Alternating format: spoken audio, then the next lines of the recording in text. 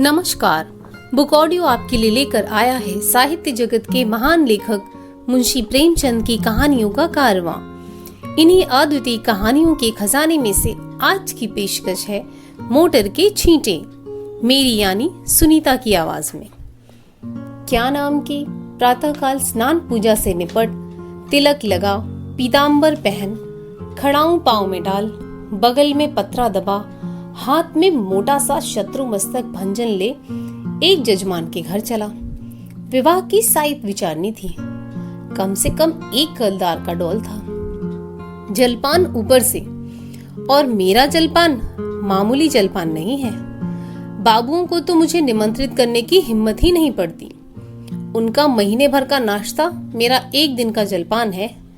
इस विषय में तो हम अपने सेठों साहूकारों के कायल हैं। ऐसा खिलाते हैं और इतने खुले मन से कि चोला आनंदित हो उठता है। जजमान का दिल देखकर ही मैं उनका निमंत्रण स्वीकार करता हूँ। खिलाते समय किसी ने रोनी सूरत बनाई और मेरी शुदा गायब हुई। रोकर किसी ने खिलाया तो क्या, ऐसा भोजन कम से कम मुझे नहीं पचता। जजमान ऐसा चाहिए कि ललकारता जाए, लो शास्त्री जी एक बालू चाहिए, और मैं कहता जाऊं नहीं जजमान। बस। रात खूब वर्षा हुई थी। सड़क पर जगह जगह पानी जमा था। मैं अपने विचारों में मगन चला जाता था कि एक मोटर छप छप करती हुई निकल गई। मुंह पर छींटे पड़े जो देखता हूँ तो धोती पर मानो किसी ने कीचड़ घोलकर डाल दिया हो। कपड़े भ्रष्ट हुए वह अलग, देह भ्रष्ट हुई वह अलग, आर्थिक क्षति जो हुई वह अलग। अगर मोटर वालों को पकड़ पाता तो ऐसी मरम्मत करता कि वे भी याद करते। मन महसूस कर रह गया। इस वेश में जजमान के घर तो जा नहीं सकता था। अपना घर भी मील भर से कम न था। फिर आने जाने वाले सब मेरी ओर देख देख कर तालियां बजा रहे थे। ऐसी दुर्गति मेरी कभी नहीं हुई थी। अब क्या करोगे मन, घर जाओगे तो पंडिताइन क्या कहेंगी। मैंने चटपट अपने कर्तव्य का निश्चय कर लिया। इधर उधर से 10-12 पत्थर के टुकड़े बटोर लिए और दूसरी मोटर की राह देखने लगा। ब्रह्म तेज सिर पर चढ़ बैठा। अभी 10 मिनट भी ना गुजरे होंगे कि एक मोटर आती हुई दिखाई दी। ओहो, वही मोटर थी। शायद स्वामी को स्टेशन से लेकर लौट रही थी। ज्यों ही समीप आई, मैंने एक पत्थर चलाया, भरपूर जोर लगाकर चलाया। साहब की टोपी उड़कर सड़क के उस बाजू में गिरी। मोटर की चाल धीमी हुई। मैंने दूसरा फायर किया। खिड़की के शीशे चूर चूर हो गए और एक टुकड़ा साहब बहादुर के गले में भी लगा। खून बहने लगा। मोटर रुकी और साहब उतरकर मेरी तरफ आए और घूंसा तान कर बोले, सुअर, हम तुमको पुलिस में देगा। इतना सुनना था कि मैंने पोथी पत्रा जमीन पर फेंका। साहब की कमर पकड़कर अड़ंगी लगाई तो कीचड़ में भद से गिरे। मैंने चट सवारी गांठी और गर्दन पर 1-25 रद्दे ताबड़तोड़ जमाए कि साहब चौंधिया गए। इतने में उनकी पत्नी जी उतर आई। ऊंची एड़ी का जूता, रेशमी साड़ी, गालों पर पाउडर, होठों पर रंग, भवों पर स्याही, मुझे छाते से गोदने लगी। मैंने साहब को छोड़ दिया और डंडा संभालता हुआ बोला, देवी जी आप मर्दों के बीच में ना पड़े, कहीं चोट चपेट आ जाए तो मुझे दुख होगा। साहब ने अवसर पाया तो संभल कर उठे और अपने बूटदार पैरों से मुझे एक ठोकर जमाई। मेरे घुटने में बड़ी चोट लगी। मैंने बौखला कर डंडा उठा लिया और साहब के पांव में जमा दिया। वो कटे पेड़ की तरह गिरे। मेम साहब छतरी तान कर दौड़ी। मैंने धीरे से उनकी छतरी छीनकर फेंक दी। ड्राइवर अभी तक बैठा था, अब वह भी उतरा और छड़ी लेकर मुझ पर पिल पड़ा। मैंने एक डंडा उसको भी जमाया, लौट गया। 50 आदमी तमाशा देखने जमा हो गए। साहब भूमि पर पड़े पड़े बोले, रास्कल, हम तुमको पुलिस में देगा। मैंने फिर डंडा संभाला और चाहता था कि खोपड़ी पर जमाऊं कि साहब ने हाथ जोड़कर कहा, नहीं नहीं बाबा, हम पुलिस में नहीं जाएगा, माफी दो। मैंने कहा, हाँ, पुलिस का नाम ना लेना, नहीं तो यहीं खोपड़ी रंग दूंगा। बहुत होगा 6 महीने की सजा हो जाएगी, मगर तुम्हारी आदत छुड़ा दूंगा। मोटर चलाते हो तो छींटे उड़ाते चलते हो, मारे घमंड के अंधे हो जाते हो, सामने या बगल में कौन जा रहा है इसका कुछ ध्यान ही नहीं रखते। एक दर्शक ने आलोचना की, अरे महाराज, मोटर वाले जानबूझकर छींटे उड़ाते हैं और जब आदमी लथपथ हो जाता है तो सब उसका तमाशा देखते हैं और खूब हंसते हैं। आपने बड़ा अच्छा किया कि एक को ठीक कर दिया। मैंने साहब को ललकार कर कहा, सुनता है कुछ जनता क्या कहती है? साहब ने उस आदमी की ओर लाल लाल आंखों से देखकर कहा, तुम झूठ बोलता है, बिल्कुल झूठ बोलता है। मैंने डांटा, अभी तुम्हारी हेकड़ी कम नहीं हुई? आऊं फिर और दूं एक सोटा कस के?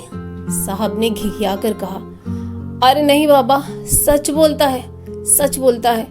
अब तो खुश हुआ। दूसरा दर्शक बोला, अभी जो चाहें कह दें, लेकिन ज्यों ही गाड़ी पर बैठे फिर वही हरकत शुरू कर देंगे।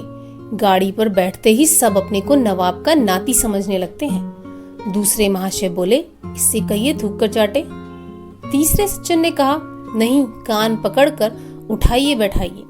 चौथा बोला, अरे ड्राइवर को भी ये सब और बदमाश होते हैं। मालदार आदमी घमंड करे तो एक बात है, तुम किस बात पर अकड़ते हो? चक्कर हाथ में लिया और आंखों पर पर्दा पड़ा। मैंने यह प्रस्ताव स्वीकार कर लिया। ड्राइवर और मालिक दोनों ही को कान पकड़कर उठाना बैठाना चाहिए और मेम साहब गिने। सुनो मेम साहब, तुमको गिनना होगा पूरी 100 बैठकें, एक भी कम नहीं, सादा जितनी चाहे हो जाए। 2 आदमियों ने साहब का हाथ पकड़कर उठाया, 2 ने ड्राइवर महोदय को। ड्राइवर बेचारे की टांग में चोट थी, फिर भी वह बैठके लगाने लगा। साहब की अकड़ अभी काफी थी। आप लेट गए और ऊल जलूल बकने लगे। मैं उस समय रुद्र बना हुआ था। दिल में ठान लिया था कि इससे बिना 100 बैठकें लगवाए ना छोड़ूंगा। 4 आदमियों को हुक्म दिया कि गाड़ी को ढकेल कर सड़क के नीचे गिरा दो। हुक्म की देर थी, 4 की जगह 50 आदमी लिपट गए और गाड़ी को ढकेलने लगे। वह सड़क बहुत ऊंची थी, दोनों तरफ की जमीन नीची, गाड़ी नीचे गिरती और टूट टाट कर ढेर हो जाती। गाड़ी सड़क के किनारे तक पहुंच चुकी थी कि साहब कांख कर उठे, खड़े हुए और बोले, बाबा, गाड़ी को मत तोड़ो, हम उठे बैठेगा। मैंने आदमियों को अलग हट जाने का हुक्म दिया, मगर सबों को एक दिल्लगी मिल गई थी।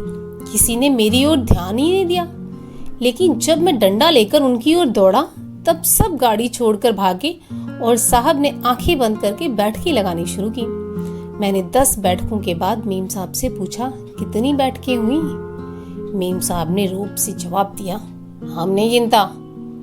तो इस तरह साहब दिन भर कांकते रहेंगे और मैं ना छोड़ूंगा। अगर उनको कुशल से घर ले जाना चाहती हो तो बैठकें गिन दो, मैं उनको रिहा कर दूंगा। साहब ने देखा कि बिना दंड भोगे जान ना बचेगी, तो बैठकें लगाने लगे। 1, 2, 3, 4, 5। सहसा एक दूसरी मोटर आती दिखाई दी। साहब ने देखा और नाक रगड़ कर बोले, पंडित जी, आप मेरा बाप है, मुझ पर दया करो, अब हम कभी मोटर पर ना बैठेगा। मुझे भी दया आ गई। बोला, नहीं, मोटर पर बैठने से मैं नहीं रोकता, इतना ही कहता हूँ कि मोटर पर बैठकर भी आदमियों को आदमी समझो। दूसरी गाड़ी तेज चली आ रही थी। मैंने इशारा किया। सब आदमियों ने 2-2 पत्थर उठा लिए। उस गाड़ी का मालिक स्वयं ड्राइव कर रहा था। गाड़ी धीमी करके धीरे से सरक जाना चाहता था कि मैंने बढ़कर उसके दोनों कान पकड़े और खूब जोर से हिलाकर और दोनों गालों पर एक एक पड़ाका देकर बोला, गाड़ी से छींटा ना उड़ाया करो, समझे? चुपके से चले जाओ। ये महोदय बकझक तो करते रहे, मगर 100 आदमियों को पत्थर लिए खड़ा देखा तो बिना कान पूंछ डुलाए चलते हुए। उनके जाने के 1 ही मिनट बाद दूसरी गाड़ी आई। मैंने 50 आदमियों को राह रोक लेने का हुक्म दिया। गाड़ी रुक गई। मैंने उन्हें भी 4 पड़ाके देकर विदा किया, मगर ये बेचारे भले आदमी थे। मजे से चांटे खाकर चलते हुए सहसा एक आदमी ने कहा, पुलिस आ रही है, और सब के सब हुर्र हो गए।